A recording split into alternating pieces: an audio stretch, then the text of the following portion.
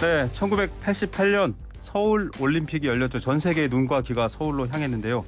이때 하헌기 전 민주당 상근 부대변인, 함슬 국민의힘 전 중앙홍보위원, 청년 IT 기업인 두 분이 태어났습니다. 요즘 여의도에 청년 정치인들의 목소리가 많이 등장하고 있고 방송가에서도 많이 다루고 있죠. 두 분 모셔서 저희도 여야 정치권 또 대통령 여러 가지 정치 현안들도 얘기 들어보겠습니다. 안녕하십니까? 안녕하세요. 네, 안녕하세요. 88년생 맞으시죠? 제가 틀렸을까 봐 굉장히 불안해하면서. 제가 어디 가서 88년이라 그러면 네. 너 거짓말하지 마. 너 88학번이잖아. 이런 얘기를 굉장히 예. 많이 듣는데요. 네. 요즘 정치권에는 굉장히 특이하게 저희가 뭐 올림픽 동이라서 그런지 네. 88년생들이 굉장히 많습니다. 많아요. 네. 네, 뭐 장예찬 그렇죠. 예, 네. 이사장도 네. 88년생으로 알고 있고 또 저도 88년 그리고 앞에 계신 부대변인님도 88년 예. 네, 기타 등등 많은 걸로 알고 있고요. 그리고 김여정 네. 북한의 김여정도 네. 88년이라 그러네요. 아, 그렇군요. 네. 자, 방금 말씀하신 분은 88학번의 내공을 가진 88년생 함슬 국민의힘 전 중앙홍보위원, IT 청년 기업위원이었습니다. 자, 하헌기 대변인도 자기소개 부탁드립니다. 예, 얼마 전까지 민주당에서 상근 부대변인을 하고 있었고요. 지금은 방송 활동이랑 칼럼 활동을 하면서 네. 그렇게 근근히 여의도 오후 2시 청년처럼 생활하고 있습니다. 그 의미의 도시 청년과는 다를 겁니다. 굉장히 땀 흘려 지금 이 자리에서도 정말 땀 흘려 여러분들께 정치 이야기를 전해주고 계시니까요. 자, 저희가 한시 청년들 지난주에는 장예찬 또 박성민 비서관 전 비서관 이렇게 얘기를 했습니다만 이 시간이 의외로 좀 관심이 높은 것 같아요. 자, 저희가 이 치고받는 기성 정치권의 공방보다는 뭔가 그래도 합의점과 대안을 찾는다. 네. 청년이니까 새로운 얘기를 또 찾아내야 되잖아요. 네. 이런 취지에서 자기 자랑 시간을 먼저 갖자 이렇게 제작진이 준비를 했습니다. 좋은 얘기부터 좀 먼저 하자인데 네. 하헌기 전 대변인부터 한번 우리 이거 너무 좋아 잘하고 있어. 저희는 사실 제가 고민을 많이 했는데 칭찬하고 싶은 게 없습니다. 한참 멀었고요. 저희 네. 당은 아직도 멀었고요. 그래도 뭐 위안을 삼고 있는 부분 하나는 뭐 의원 개인인데요. 네, 이탄희 의원이 요새 하고 있는 의정 활동에 대해서는 네, 그래서 조금 제 개인적으로는 위안을 얻고 있습니다. 뭐 지난 네. 대정부 질의에서는 대우조선 해양 문제 관련해 네. 가지고 뭐 사측의 폭력이나 협박 같은 불법에 대해서는 왜 이런 방구도 없고 하청 노동자들한테만 그런 식으로 법의 잣대를 가혹하게 대하느냐라는 네. 문제 제기를 하기는가 하면은 최근에 상임위에서도 여러 질의를 통해서 좀 민주당이 어느 방향으로 가야 하는지를 보여주는 활동을 많이 하고 계셔서요. 네. 그런 정도만 있고 민주당의 전반적인 모습은 아직도 혁신과 쇄신이 많이 필요하다 그렇게 생각합니다. 예, 뭔가 회초리를 들면서도 개별적으로 민생을 챙기는 의원들은 잘하고 있다. 어떻게 함슬 의원님 칭찬해 주시겠습니까? 사실 방금 부대변인님께서 이제 스스로를 이렇게 자책하시면서 그렇게 말씀하셨는데 제가 여기다 대고 자랑을 해버리면 네. 제가 되게 잘난 척하는 사람처럼 될 것 같아서 조심스러운데요. 아닙니다. 네. 사실은 지금 뭐 지지율도 낮은 편이고 뭐 자랑을 하기에는 조심스러운 편이 있습니다. 사실 비판은 자랑보다 오히려 쉽더라고요. 제가 네. 뭐 평론도 해보고 말씀을 나눠보니까 자랑이 훨씬 더 어려운데 저는 이렇게 생각합니다. 그 윤석열 정부가 새로 이사를 왔다고 치면 네. 지금은 리모델링을 하고 있고 새로 뭐 페인트도 칠하고 이런 네. 과정인데 자꾸 지금 집이 좋아? 안 좋아? 계속 물어보고 있다는 거죠. 네. 그 과정에 있는데 계속 지금 평가는 조금 이르다라고 생각을 하고 있고요. 네네. 그리고 묵묵히 지금 일을 하고 있는데 뭐 굉장히 조용한 소리로 묵묵히 자신의 일을 잘 하고 있다라고 저는 평가하고 네. 싶습니다. 예. 그리고 또 뭐 하나 자랑이나 얘기하고 싶은 게 있으시다고요? 특히 네. 이제 최근에는 이제 모든 것들이 정상화되고 있다고 아까 잠깐 말씀을 드렸는데 알겠습니다. 이집트의 엘다바 쪽에 저희가 원전 수주를 3조 원 했습니다. 예. 근데 저희는 이걸 특별히 크게 자랑을 하고 있지는 않습니다. 예. 국가가 알겠습니다. 정상화되고 있음을 말씀드립니다. 자, 좀 기다려 달라. 리모델링 이제 마무리돼가고 있다 이런 말이었고요. 자, 저희가 오늘 주제를 다루기 전에 BTS 병역 특례 논란이 갑자기 좀 화제가 됐습니다. 네. 함슬 위원께서 먼저 한번 말씀해 주시겠어요? 사실은 정치권에서 BTS를 언급한다는 것 자체가 굉장히 조심스러운 일입니다. 왜냐하면 팬들이 워낙 많기 때문에 네. 이것을 자칫 이야기해버리면 수많은 여성 MZ세대의 표를 놓치게 돼버리니까 가급적 BTS 얘기는 네. 하면 안 된다라는 이야기들을 많이 하고 있는데요. 저는 이제 와서는 이런 이야기를 한 번쯤은 해야 된다고 생각합니다. 병역 특례 해야 된다. 저는 개인적으로 뭐 이건 저의 당의 생각과는 지극히 개인적인 생각입니다. 네. 저는 개인적으로 특례를 하지 않아야 된다고 생각합니다. 특례하지 않아야 된다. 예. 예, 이현주 의원과 비슷한 생각이시네요. 왜냐하면 저는 그 젊은 청년 남성들이 자신의 귀중한 시간을 나라를 위해서 봉사를 하러 가는 네. 거 아닙니까? 그런데 BTS는 뭐 국가를 위해서 좋은 일을 하고 있기 때문에 네. 그것을 뭐 보상해야 된다라는 취지인 것 같은데요. 누구나 시간은 동등하고 네. 또 귀중하다는 생각이 있고 또 BTS는 또 천문학적인 돈을 벌지 않습니까? 네. 돈이라는 것은 결국 시간으로 상응이 되는 거기 때문에 저는 그렇게 판단을 하고 있고요. 네. 근데 한편 이제 와서는 한번 생각을 해봐야 되는 문제들이 있는데 가령 올림픽 같은 경우에 야구 팀들이 벤치에만 앉아 있어도 팀이 금메달을 따면은 네. 전원이 뭐 병역 특례를 받게 됩니다. 네. 이런 부분이라든지 뭐 전주 대사습 뭐 이런 네네. 대회가 있어요. 예술가들, 예술인들. 그런 대회에서 사실은 전혀 인기가 많이 없는 그런 네. 대회인데 거기에서도 1등을 하면 병역 특례를 받게 됩니다. 예. 병역 특례 관련해서는 201 특공대를 전역하신 하원기 전 대변인께서 하실 말씀입니다. 저는 이게 좀 지엽적인 논쟁이라고 생각을 해요. 지엽적이다? 왜냐하면 지금 병력이 숫자가 50만 명 정도 됩니다. 네. 약 50만 명 정도 되는데 2000년대 초반에 태어났던 청년 남성들이 지금 병력을 떠받치고 있어요. 네. 2000년대 초반에는 몇 명이 태어났느냐? 50만 명 정도가 태어났습니다. 그러니까 그 전에 제가 복무하던 시절에 비해서 병력의 의무, 국방의 의무가 과중하게 지금 부과되고 있는 게 사실이에요. 예. 숫자가 줄어들었는데 하던 대로 구조는 돼 있으니까 그렇죠. 그렇기 때문에 이제 사실상 예전에 비해서 거의 90%의 수렴하는 현역 판정률이 나오고 있습니다. 네. 이거에 대한 근본적인 고민을 먼저 해야 돼요. 그러니까 네. 지금 병역 의무에 대한 보상 체계를 어떻게 마련해 줄 것이며 지금 이 사람들한테 어떻게 정당한 대우를 해줄 것이며 이런 것들이 전부 선행되고 나면 네. 이제 병역 특례라든지 공익이라든지 이런 문제들에 대해서도 조금 논의할 때 감정이 덜 섞인 얘기들을 네. 할 수 있을 거지 않겠습니까? 근데 그런 문제들에 대해서는 지금 일반 청년 남성들이 엄청나게 지금 과도한 부담을 쥐고 국방의 의무를 이행하고 있는데 이 지연 말단적으로 누구한테 특혜를 네. 줘야 된다 하는 얘기들이 나오니까 사람들이 화내는 거라고 봐요. 예, 뭐 이거 여론조사로 알아보자 국방부에서 이런 말도 해서 좀 논란이 됐는데요. 전체적인 생각들은 비슷하게 가는 것 같습니다.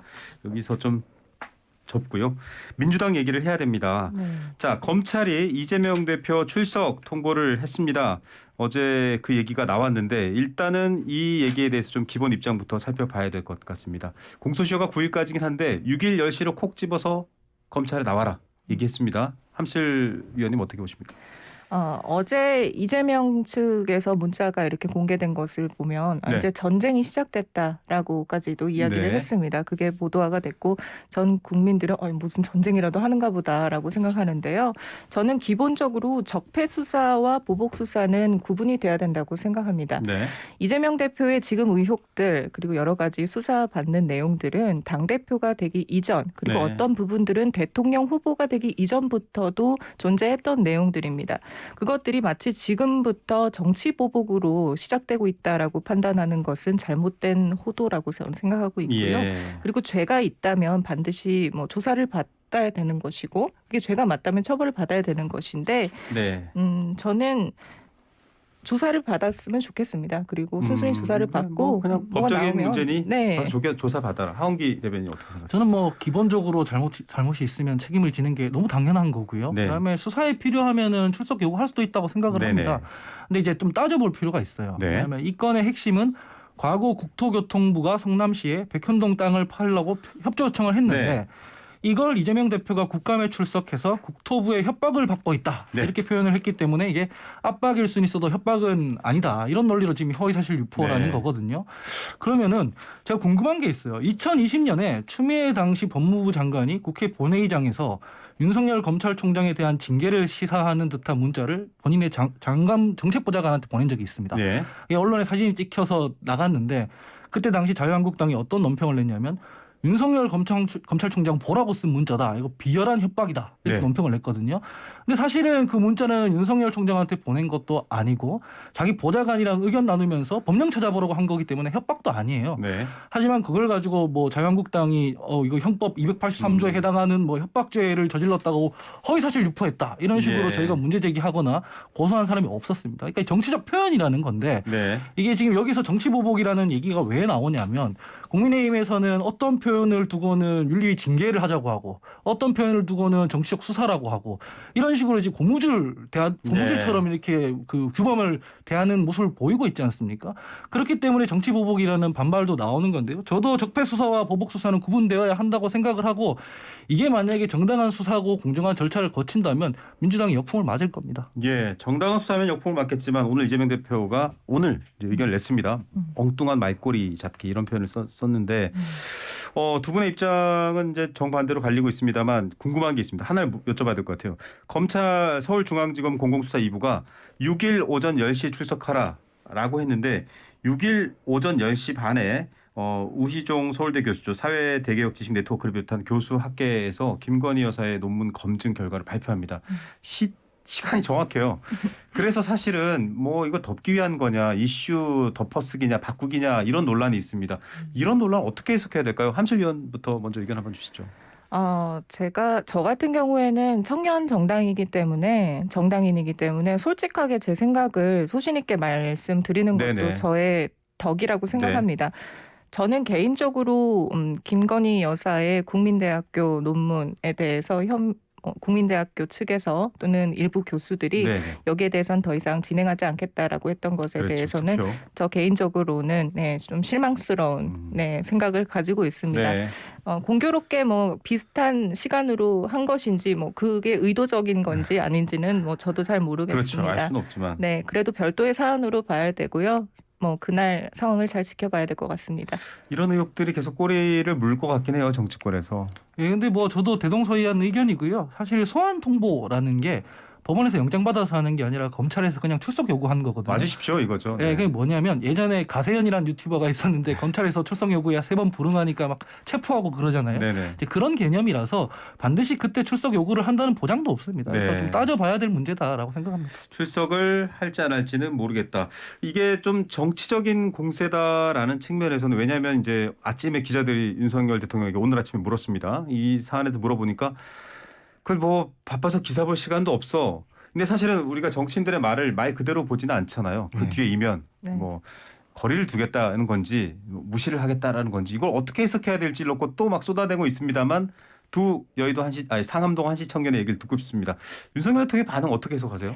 대통령이 직접 입김을 작용해서 뭔가를 네네. 압력을 가했다라고 하면 또 다른 공격으로 또 이것이 맞수가 나오겠죠. 거기에 대한 것을 막기 위해서 그렇게 대응을 했다고 생각하고요. 이미 사실 뭐 소환이 된 걸로 놓고 보면 그래도 예. 대놓고 이렇게 대놓고 질문에 말하지는 대해서는 않는다. 회피해야 할 수밖에 없다고 생각합니다. 네. 어떻게 뭐 생각하십니까? 저도 똑같이 생각합니다. 수사기관이 알아서 할 것이다라는 정도의 얘기를 하는 게 맞죠. 뭐 바빠서 이게 신문 볼 시간도 없었다라는 건 어떤 국민도 안 믿을 것 같긴 하지만 네. 거기에 대해서 이렇다 저렇다 의견을 내는 건 굉장히 부적절한 일이긴 하죠. 예, 저희가 오프닝에서 살짝 들려드렸거든요. 한번 그 목소리 직접 들어보시죠. 자유민주주의를 실현하기 위한 정당은 정당 내부도 민주적 원리에 따라서 가동이 돼야 된다 하는 생각을 가지고 있고 대통령으로서 무슨 당무에 대해서 이래라 저래라 하는 것은 바람직하지 않다고 저는 보고 있고요. 하여튼 뭐 우리 당이 어떤 민주적 거버넌스를 가지고 어려운 문제들을 잘 헤쳐나갈 것이라고 기대하고 예, 자 윤석열 대통령의 말은 저희가 오프닝에 들려드렸고 그 뒤에 이제 하신 말씀인데 국민의힘 상황이 좀 어렵다라고 하니까 뭐 당 내에서 알아서 잘 해결할 거고 시간이 좀 걸리겠지만 뭐 기다려보고 민주적 절차에 따라서 즉 뭐 여러 사람의 다수의 의견을 따라가겠다 이런 의도로 설명을 했습니다. 이준석 대표와 현 지도부 지금 굉장히 평행선을 긋고 있습니다. 야 이거 어떻게 해야 됩니까? 일단은 바라보는 시각이 이준석 대표가 동의하실지 모르겠습니다만 청년 정치인으로 구분이 돼 있기 때문에 두 분이 더 민감하게 반응하실 것 같아요. 이번에는 하은기 대변인부터 먼저 말씀하실까요? 이준석 대표가 미울 수는 있어요. 저도 이준석 대표를 지지하진 않거든요. 날카롭게 저격하시더라고요. 예, 네. 이준석 대표를 미울 수는 있으나 우리 민주주의 국가에서는 자기가 미운 사람이라도 공동체에서 뭐 추방을 하거나 징벌을 해야 될 때는 적법한 절차와 공통된 합의된 규정을 근거로 해야 되는 거잖아요. 네. 근데 지금 국민의힘에서 그러고 있는 걸로 안 보여요. 제 눈에는. 그러니까 상황에 맞춰서 소급 입법하듯이 그렇게 뭐 규정을 바꾸고 당원을 네네. 바꾸고 한다던가 이런 지금 모습을 보이고 있는데 사실 사법부에서 그 가처분 인용 결정문을 보면 거기에 뭐 깔끔하게 지금 결론이 나 있어요. 예. 그러면 그 결론을 토대로 지금 상황을 풀어가는 게 전 맞다고 생각하거든요. 네. 권성동 원내대표가 직무대행을 하고 최고위를 작동을 시켜서 거기부터 지금 작동을 하는 게 맞는데 네. 지금 억지로 비대위를 만들기 위해서 규정을 끼워 맞추고 있는 네. 상황이지 않습니까? 이런 거에 보면 윤석 대표 입장에서는 저항을 할 수밖에 없을 거라고 저는 생각을 해요. 지지하거나 지지하지 않거나. 왜냐하면 사실 가만히 있어도 죽고 저항을 해도 죽는데 가만히 있으면 성상납범으로 몰려서 죽는 거고 네. 자기가 저항을 하면 어쨌든 이건 정치 탄압이다라는 네. 프레임을 걸어서 싸울 수 있지 않습니까? 그래서 한 명의 정치인으로서는 저렇게 하는 게 어쩔 수 없는 일 아닌가라는 생각입니다. 예, 가만히 있어도 죽고 저항해도 죽는데 저렇게 할 수밖에 없다. 3차 가처분도 신청했습니다. 자, 네, 전국이 개최 금지를 위한 3차 네, 가처분까지 그렇죠. 신청을 했는데요. 사실은 저는 뭐 혹시 아시는 분들도 있으시겠지만 국민의힘 내에서도 때로는 이준석 대표를 가장 날석에 비판을 했던 네. 사람입니다. 근데 저는 요즘 이런 이준석 전 대표의 행실을 보면 기본적으로 정당의 목적이 무엇인가, 설립 목적이 무엇인가, 네. 바로 정권을 창출하고 또 그 정권이 안전하게 끝까지 레이스를 달릴 수 있도록 만드는 것이라고 생각하는데 직전 당대표로서 넘지 말아야 될 루비콘 강을 건넜다라고 네. 생각을 합니다. 너무 많은 막말들이 쏟아져 왔고 또 그것들이 마치 대통령과 젊은 전 당대표의 어떤 갈등으로만 비춰져서 네. 국정 운영에 좀 더 차질을 발생하게 하는 것 같아서 개인적으로는 너무 안타깝게 생각하고 있습니다. 예, 이거 어떻게 생각하세요, 하은기 대변인? 그 이준석 대표 개인의 투쟁, 개인의 싸움은 뭐 그럴싸쳐도 저분이 당 대표로서는 이 행동이 적합하냐 이런 얘기들도 있습니다. 그거는 이제 저도 동의하는데요. 네네. 이게 제가 이준석 대표 좋아하는 그 삼국지 비유를 저도 하자면 삼국지에 여포라는 장수가 있어요. 네. 여포의 장수 중에선 참모 중에 진궁이라는 사람이 있거든요. 네. 진궁이 여포가 상대의 도발에 말려 들어갈 때마다 말립니다. 네. 하지만 여포는 그 진궁의 말을 듣지 않고 합의성을 버리고 그냥 뛰쳐나가서 네. 싸웁니다. 네. 여포는 싸움 잘하니까 본인이 이기겠죠. 네. 전쟁에 지는 겁니다. 성 그렇죠. 뺏기니까요. 나는 잘 싸웠지만 네. 전쟁에 지는 이게 사실 뭐 젖잘싸 논란일 수도 네, 있는데. 그래서 뭐 저 맞는 말씀을 하시는 거죠. 네, 알겠습니다. 저희가 그 가처분 결정이 나자마자 때마침 국민의힘 권은희 의원, 물론 결이 좀 다릅니다. 국민의힘 핵심층은 아니시죠. 좀 반대 의견이 많으신 분인데 그분이 딱 그 판결을 같이 보고 방송 중에 얘기를 했더니 제명 징계를 하겠네요라고 얘기를 했습니다. 지금 추가 징계 얘기가 나오는데 제명 말고는 국민의힘 현 지도부에서도 어떻게 돌파할지에 대한 방법이 없다 이런 평가도 있습니다. 어떻게 보세요? 제명까지 갈 거라고 보십니까? 저도 이번 윤리위에서 굉장히 좀 강한 징계가 나올 것이라고 생각을 합니다. 왜냐하면 국정 운영에 차질이 생길 정도로 지금 계속 이것이 논란이 되고 있기 때문인데요. 이에 대해서 뭐 이준석 대표 또는 이준석 측들은 계속해서 가처분 신청을 하고 본인이 할 수 있는 모든 법률적인 모든 상황들을 다 대비하겠다라고 이야기를 했습니다.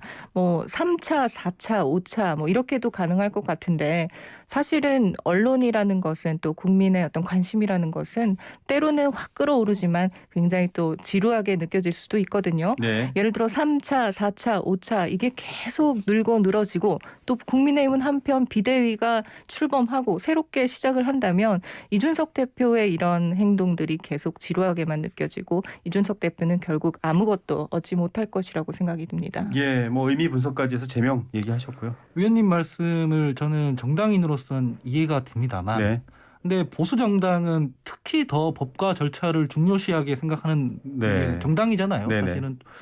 근데 저는 그 징계라는 형태라는 게 납득하지 못할 사람들이 되게 많아요. 네. 그렇기 때문에 민주적 절차를 통해서 했으면 좋겠는데 제가 국민의힘 당원을 보니까 당원 소환제라는 게 있더라고요. 네. 실제로 이준석 대표가 지금 국민의힘이라는 정당에 큰 해를 끼치고 있다고 다수 당원들이 동의를 한다면 소환. 당원 소환제 통해서 네. 탄핵하면 되는 문제거든요. 네네. 자신 있으면 그걸 하면 되는데 그 부분에 대한 얘기를 하시는 분은 별로 없더라고요. 그래서 예. 의아합니다. 알겠습니다. 저희가 원래 원고 드릴 때는 민주당 얘기를 하고 그다음에 국민의힘 얘기였는데 이제 국민의힘 얘기부터 쭉 먼저 나왔고요. 1부 순서, 2부 순서 여기서 저희가 잠시 마치고 이어서 2부에서 저희가 민주당 얘기를 좀 더 하도록 하겠습니다. 상암동 한시 청년 하원기 전 민주당 상근 부대변인 함슬 국민의힘 전 중앙홍보위원과 함께하고 있습니다. 잠시 후에 돌아올게요.